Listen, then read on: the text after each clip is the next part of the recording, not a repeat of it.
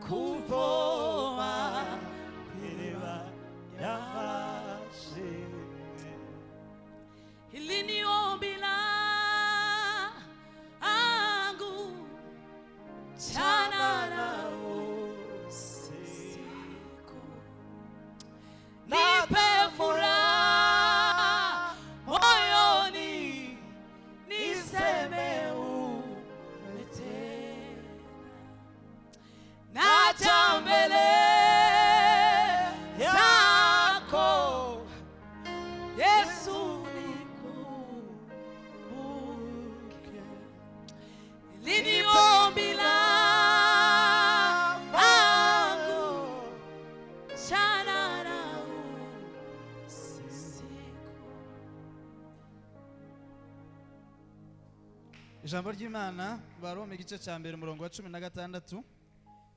Ijambo riravuga ngo erega ubutumwa bwiza ntibukoze isoni kuko ari imbaraga y'Imana ihesha uwizera wese gukizwa uhereye ku muyuda ukageza ku mugiriki. Amen.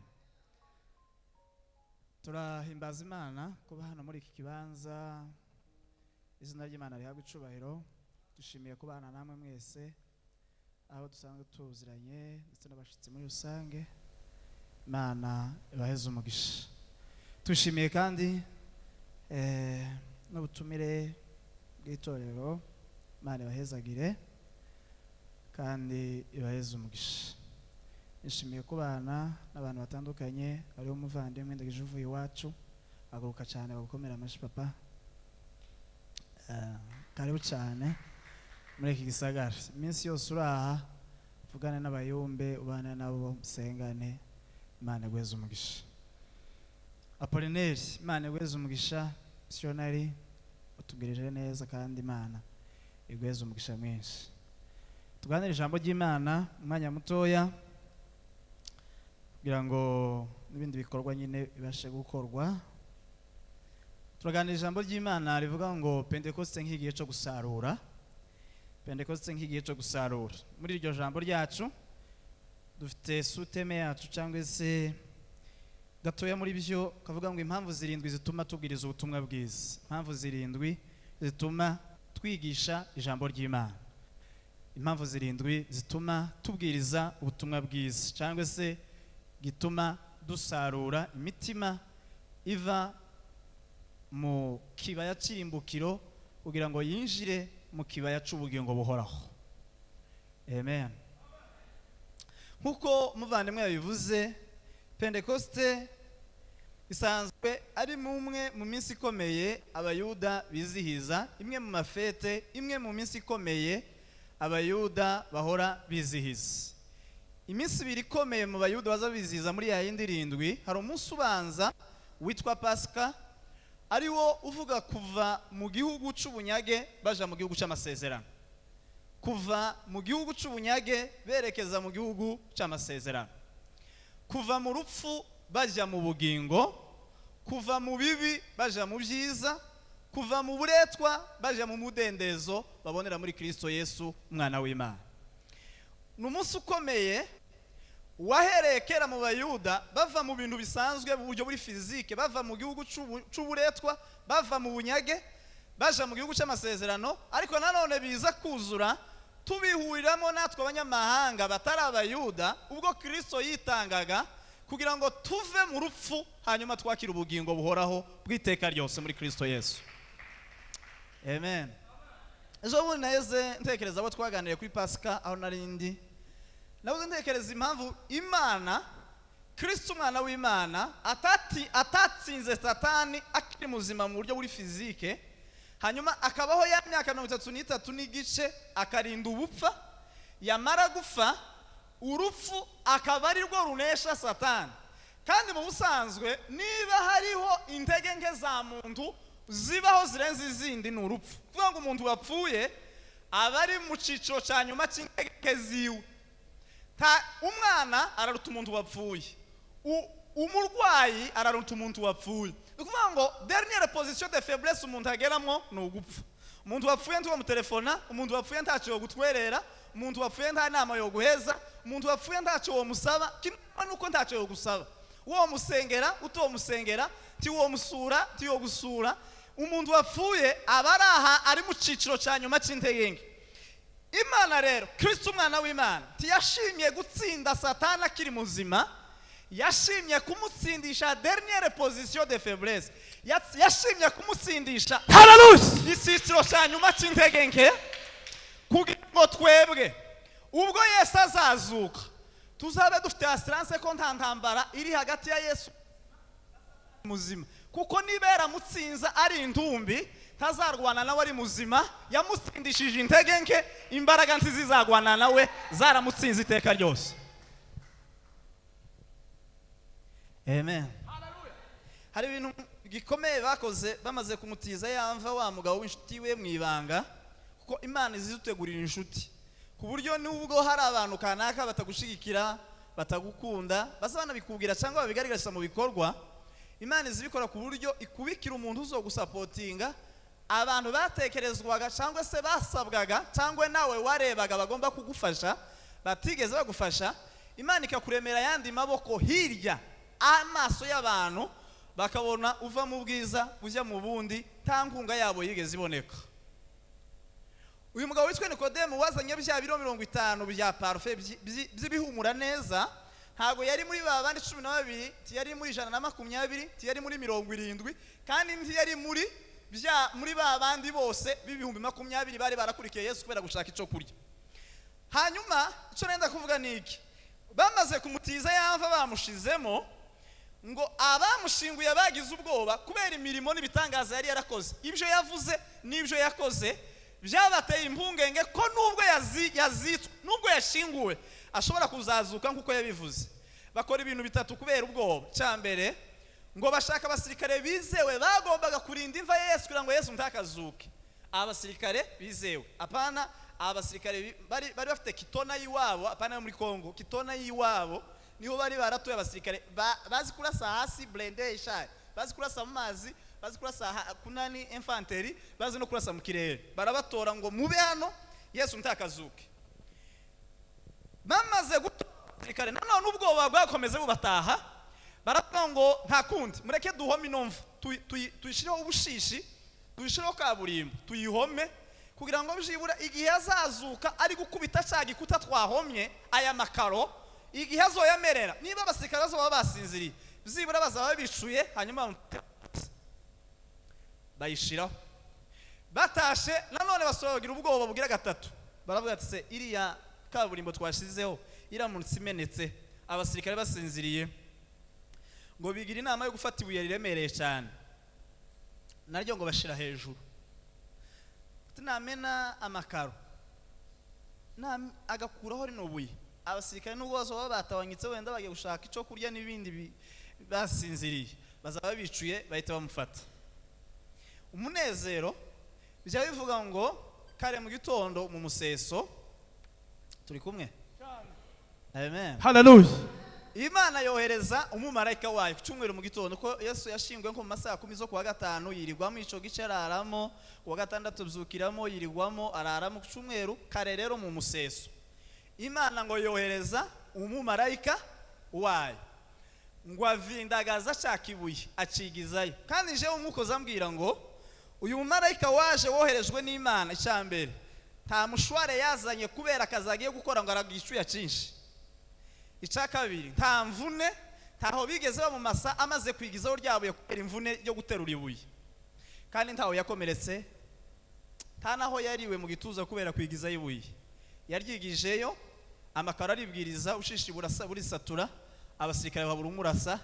Yesu arazuka, azukana n'abandi bose, ariyerekana i Yerusalemu. Ibintu bigaragara nk'uko mwamumbona, bamubona ari kumwe n'abandi bose bakera baberi abo mu isezerano rya kera, banezerewe, bamubona ari komanda utarigeze abaho iteka ryose. Ageze mu ijuru Imana iramubwira ngo ijuru ni ryawe, isi warayihawe, watsinze Satani, watsinze umubiri, watsinze umubi. None rero nta kindi kintu nenda kuguhemba, zahabu ni yawe, ibintu byose. Kandi bizivuga mu byayishuwe ngo imihanda yaho ni zahabu. Mu bwami bw'Imana imihanda yaho ni zahabu. Twese duturiye za kaburimbo hano i Bujumbura, nta muntu n'umwe ushobora kuburara ngo atekereze ko yokwiba kaburimbo ngo azoyigurishe agaburiremo abana cyangwa abishurira ishuri. Oya, kimwe mu bintu bisuzuguritse ariko by'ingirakamaro ni kaburimbo. Taciye kumarira keretse kwinyuzaho imodoka. Ariko uramutse utuye nko mu gihugu cyangwa se muri quartier nk'Urwondo, wakandagira urwondo rwinshi, ahantu ho guhanaguriza heza ni kuri kaburimbo. Nukuvuga ngo mu ijuru ahantu umuntu yakandagiye nk'Urwondo, cyakora mu ijuru nta rwondo ruhaba, ariko ruramutse ruhabaye ahantu umuntu yohanaguriza ikirato ni ku Noro. Hanyuma biri ikavuga ngo iby'amaso yacu atarabona, ngo n'iby'amatwi atarumva, ngo n'iby'ibitekerezo byacu bitarigera byibwira, ngo n'iby'Umwami Imana atubikiye. Hallelujah. Amen. Hallelujah. Ule kaburini Yesu kazikwa, alifunikwa na giza kubwa, siku ya tatu Bwana kafufuka, Walikaburi, waliogopa, walikiri kwamba Yesu yu hai, walikiri kwamba Yesu yu hai. Shangilieni, Yesu amefufuka. Tuzamure ibiganza. Haleluya. Haleluya. Mule kaburini Yesu kazikwa, alifunika na giza kubwa. Kwa siku ya tatu Bwana kafufuka. Walikaburi, waliogopa. Tuzamure amaboko. Walikiri kwamba Yesu yu hai, walikiri kwamba Yesu yu hai. Shangilieni, Yesu amefufuka. Haleluya. Shangilia, Kristo amefufuka. Amefufuka Bwana Yesu. Kandi niba Kristo yari mumva akizura ari ndumi, kama vile Kristo amefufuka, nasi hivyo hivyo atatufufua. Amen. Bwana sifiwe sana. Bwana sifiwe sana. Nukuri kuko umutima arambwiye ngo ibyacu byose birunzweho amabuye kandi birindishijwe abasirikare kandi biriho n'amabuye akomeye n'akaburimbo, tibizigera bireka kuzuka kuko Kristo yarazutse atubera umuganura wo kuzatuzura no kuzura ibyacu byose. Pentecost rero ni umunsi wa kabiri ukomeye abayuda bizihiza, aho bizihiza umunsi usanzwe w'ibisarurwa, ingano n'amasaka n'ibindi by'iwabo mu buryo busanzwe. Barabihoranaga. Hanyuma uwo munsi Kristo ntiyashaka ko bikomeza kuba iby'ingano gusa n'amasaka. Agiye kuja mu ijuru abwira abigishwa ngo mwicare hano mundindire hano, nzobohereza imbaraga, nzobohereza umwuka wera. Hari ijambo natekereje ku manywa kandi ryanryoheye rivuga ngo haza umuriro, haza urusaku muri cya cyumba. Urwo rusaku yari publicité yo kugira ngo babandi baje kurya no kunywa bizihiza umunsi mwiza w'ibisarurwa. Abantu babayeho mu bunyage, abantu banyuze mu butayu, abantu bababaye, bavuye iyo noneho bageze mu gihugu ko barahinga bakeza, bakanywa bakarya, bakishimira umuganura, bakishimira gusarura.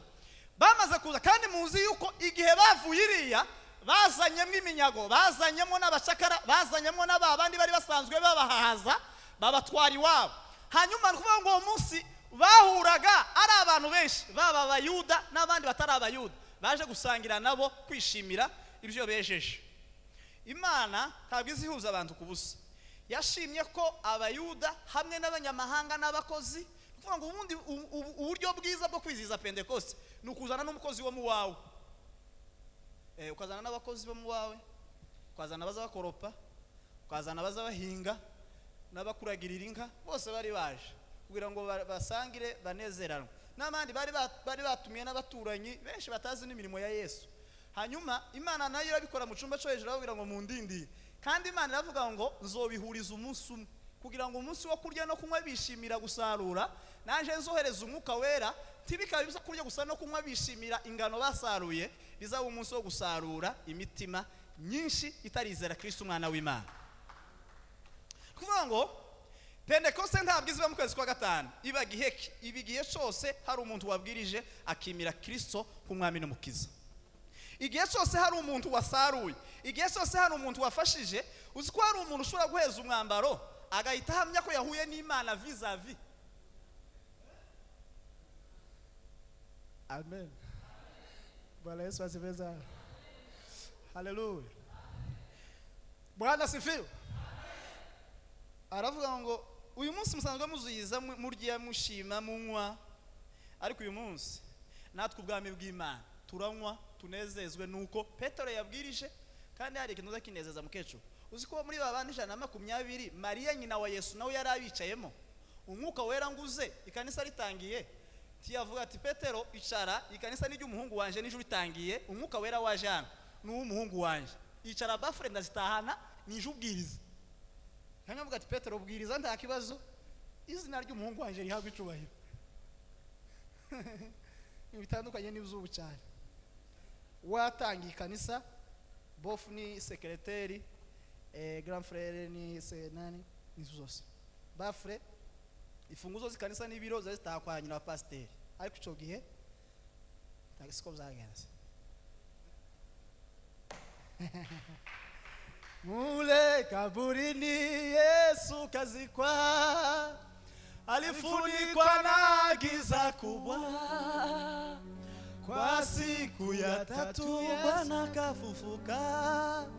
Walinda kaburi waliogopa, walikiri kwamba Yesu yu hai, kiri kwamba we Yesu yu hai, shangilie ni Yesu amefufuka. Haleluya, haleluya, Bwana sifiwe sana. Urupfu ku bana b'Imana ni ikintu gitoya, ko Yesu yararunesheje. Aza kurunesha aduheza imbaraga zo kurutinyuka. Hari inkuru zinezeza, mfite nsoma bino bindwi ndangize ntago misobanura. Hari inkuru zinezeza ivuga ngo abasore batatu, cyambere bari abantu batakaje igihugu, ils avaient perdu la nationalité. Bari batakaje igihugu, bitwa Saduraka, Meshake na Bedenego. Bari mu gihugu kitari kiwabo, banyazwe, bari mu bucakara. Bagezeyo habaye itegeko ryo kuvuga ngo ni mwumva muramye. Hanyuma tibaramye cyambere, banze kuramiriza ahantu babatirizwa, donc kubatwa ahantu bari mu bacakariye. Icyakabiri ntibari abene gihugu ku buryo bari gukora ibishoboka byose byibura bakanamya kenshi kareza abene gihugu, kuko abene gihugu bafite favor, bafite priority, bafite sendika, bafite icyo bavuge, bafite icyo barengera, bafite amategeko yo barengera. Ariko abanyamahanga batetswe bazanwe ngo bashike ngo baravuga ngo bonti baramye. Baravuga ati nimwumva abantu bose buba barare, abantu bose ngo ububarare, bano bagabo ko ari batatu bonti babikora. Santekereza kubera impuwe za muntu, birashoboka ko umwami yaje arabegera aravuga ati igikondera yavuze timumvishije, dusubiremo se kugira ngo mwumve nonoga ni muramye se.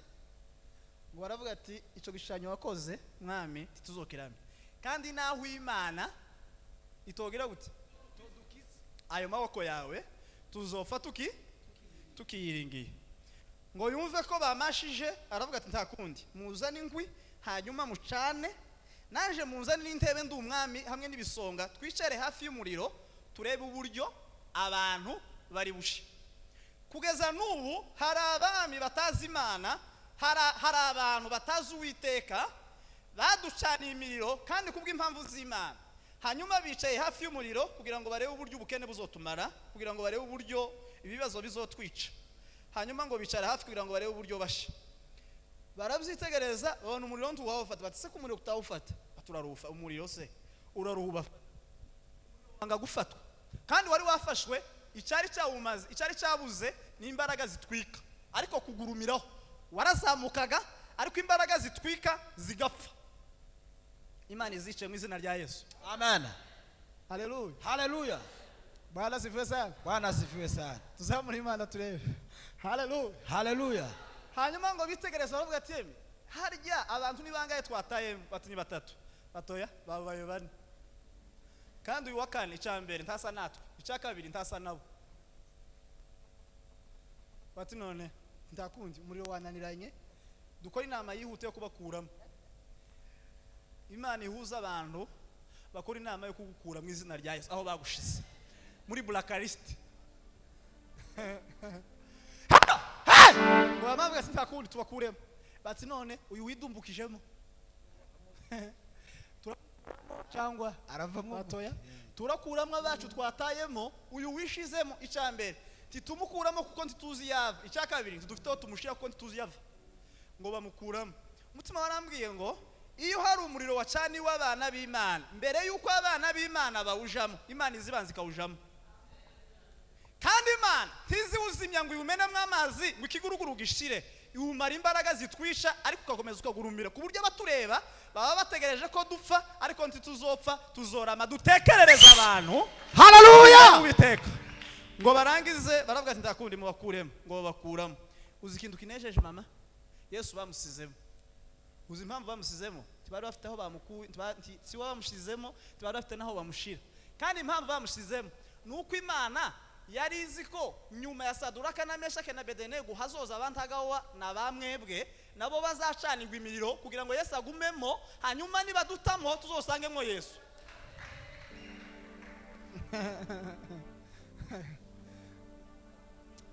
Mvuga ngo amen.